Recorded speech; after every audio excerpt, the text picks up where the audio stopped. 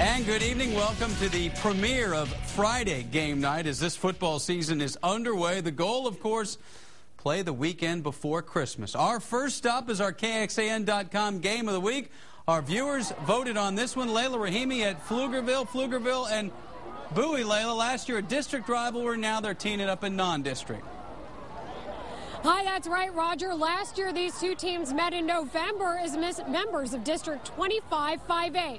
This year, however, not having to do that because realignment has set these two teams apart. So they decided to start the season together at Packed House at Kemple Stadium for our inaugural Game of the Week.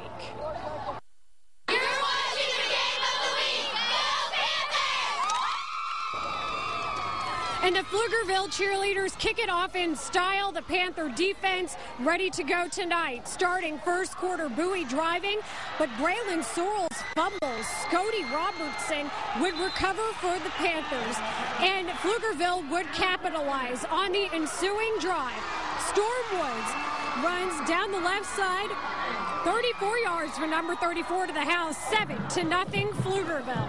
Second quarter now, after another Bowie fumble, Woods takes the handoff again, 2 yards out, 14-0 Panthers. Bowie gets on the board before the half. Sorrells on a 2-yard touchdown run to make it 14-7 Pflugerville. This game ends up going back and forth in the second half, but Pflugerville wins tonight, 27-21 the final, the 96th career win for head coach George Herman, well on his way to that century mark as head coach of the Panthers. Roger.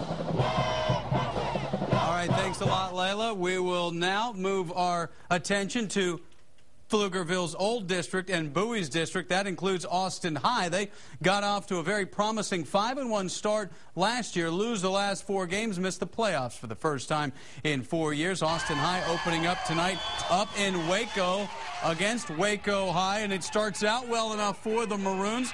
Dylan Watson finds his way. Ball in the end zone. Helmet flies off. That's okay. Austin High with a quick couple of scores, but the Lions come back. Strike right there, and Waco is leading this one in the fourth quarter, 25-14 in the fourth quarter. All right, time to head up north. We find Brian Sanders at newly named Reeves Athletic Complex. It's the old Round Rock ISD Stadium. Bastrop Bears looking to build on last year's dream season, while McNeil, Brian, has a new man in charge up there. Yeah, Roger, kind of opposite backstories when you look at these two teams, but that's the beauty of a new season, is that everyone's goal is now the same. Kind of give yourself a starting point and see where you stand. So let's take you out to Reeves Athletic Complex for the Bastrop Bears and McNeil Mavericks. Of course, the Bears hoping to build on a playoff appearance.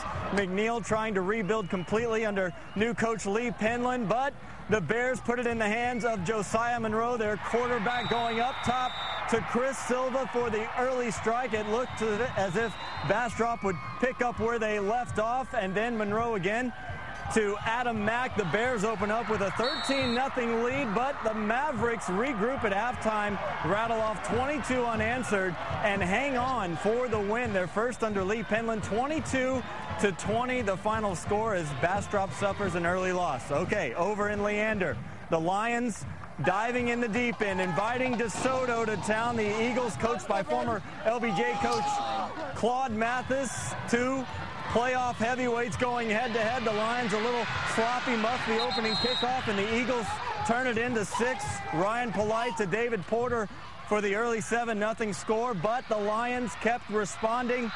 Colin Chapman to Joe Henderson with a great catch in the corner. It was 7-7, and then down 14-7. They hand it to their junior running back, Ricky Harper, who dances into the end zone to tie it at 14, but they will have to find one more way to answer, because late in the fourth quarter, DeSoto has regained the lead, 28-21. Over to Leander ISD's newest venue, Gupton Stadium, across from Vista Ridge, actually home to Cedar Park tonight, hosting the Westwood Warriors, former district rivals, no longer because of realignment. The Timberwolves are a 4A team now with 5A talent. That's Brian Hogan barreling in from short yardage, their fine quarterback, to take a 7-0 lead, but the Warriors get downfield in a hurry.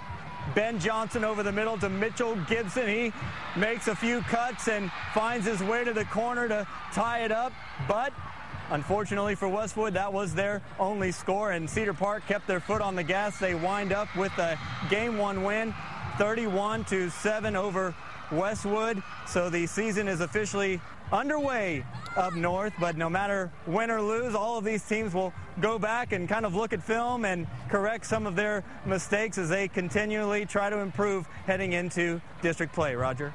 All right, thanks, Brian. That's the beauty of non-district. Has nothing to do with the playoff picture. We mentioned Hutto losing Lee Penland to McNeil. Hippos beginning the Steve Hale era this evening at Nelson Field against LBJ. Both of these teams had 5 losses last year. LBJ 6-5. They got in the playoffs. Hutto at an even 5-5. They did not. And the Hutto defense came to play against LBJ's Darius Collins. This is Greg Petrie. He made a number of big defensive plays. Meantime, on the other side of the ball, Ryan Higgins going up top to Alex Ade, and it's all Hutto. 47-7 is your final. Let's go to Hendrickson. Hendrickson hosting Vista Ridge. Field of Dreams, build it, and they'll come to the game. The Hawks taking on Vista Ridge, who won just 1 game last year, but Blake Estes to Jalen Harris, and it's 6-0. And then Harris with the block. James Potts punt takes it into the end zone, and Vista Ridge already trying to equal last year's win total. Hendrickson's Demarion Jackson on the board, not enough. Vista Ridge wins it 31-21. A lot of new teams in Central Texas. Liberty Hill, an old veteran former state champion team, against the Rouse Raiders out of the Leander School District. Their first ever varsity game, their first ever varsity play from scrimmage. Memorable. Tia Gaddison going up top on the ab-lib to Michael Botello. Not a touchdown, but a nice completion. They missed a field goal. Meantime, Liberty Hill bounces back. Always a good ground attack under head coach Jerry Vance. Brandon Korn finds the end zone for the Panthers, and then it's Zach Leager.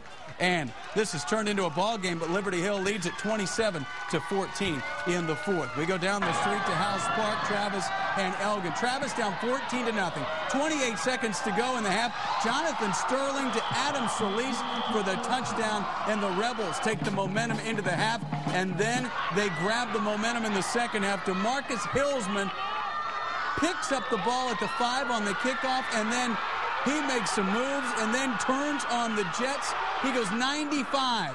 14 straight points in the span of about 45 seconds of game action. Yeah, fan him down. Sterling touchdown right here. And Travis coming back to win this one, 24-14. It is still going on, though. All right, that wraps up tonight's action of high school football. We've got